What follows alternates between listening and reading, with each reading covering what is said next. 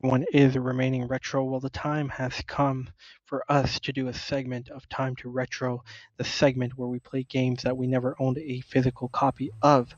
We might have played it at a friend's house, we might have played it on an emulation console, we might have rented it, borrowed it, whatever the case may be. We might have never ever played it at all. But the idea is that we do not have a physical copy of it, nor do we plan to get one. Or maybe we do plan to get one, depending on if this game is good or bad. This, however, is not a bad game at all. This, in fact, is a fantastic game. But I don't actually own a PS1. I'm playing this via the PS5. Before I get into it, for those that might know or not know, I did recently get a PS5 as a birthday gift. God bless the fam for that one. Unfortunately, I don't really get to play it as much due to the kids, but if anyone wants to add me, then please feel free to do so at Raza_is_retro. Raza_is_retro. Um, so basically, the story that I have regarding this one, the memory, if you will, is not really related to Sean per se. There is an element there of Sean, but it's more about my neighbor who lived in our duplex. He lived in the lower unit. His name was Hugo. He was about 2-3 years younger than I was. There were three brothers, and they would come over on the weekends because the parents were divorced. So they would come over on the weekend to visit their father, and a lot of times they would be gaming with each other. Sometimes I would come over, would invite me.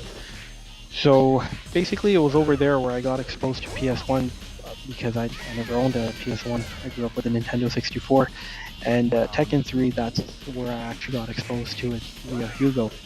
And I remember the first time I saw it, it blew me away in the sense that I haven't seen anything like it. It was quite different compared to the other fighting games that I was used to. Mind you, I wasn't aware of Tekken 2 or even Tekken 1. Um, so this was really like my first time seeing it, and being used to games like Street Fighter, Mortal Kombat, Killer Instinct, World Heroes on the Super Nintendo. They all have their charm, but in terms of how this looked compared to those games, it's a world of difference. So the graphics really, got to me. The way the characters looked, how the game itself played. The first character I ever chose was Law. That's why I'm playing as Law.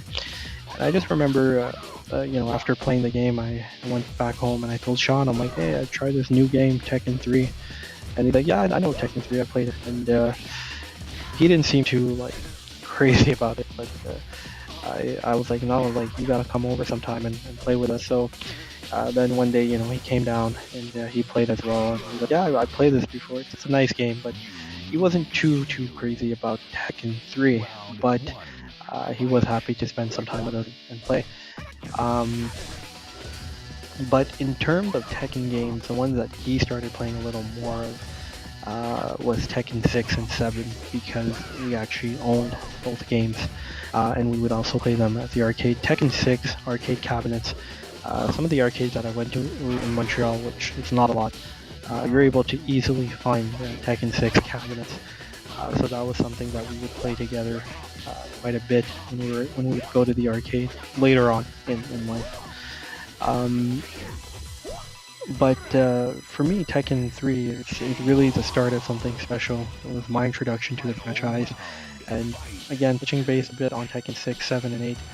These are very popular world phenomenon type games because there's a lot of world tournaments that go on, especially for Tekken 7 and Tekken 8, with these Evo tournaments where you have fighters from all across the world. It's a really great thing to see.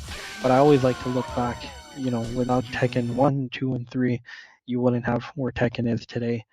So I would highly recommend Tekken 3, and I would definitely recommend 6, 7, and 8.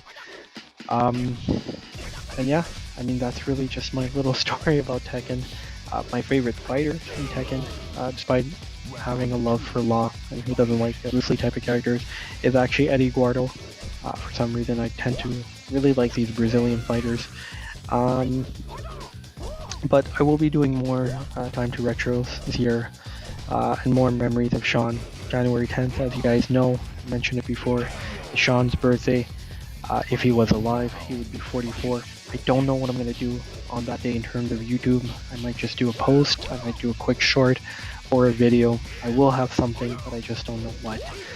But it's going to be a day of sadness, of course, because, he's no longer with us. So kindly pray for my parents. It's been really hard on my parents. Pray for me, my sister, my kids, my wife, and of course for Sean.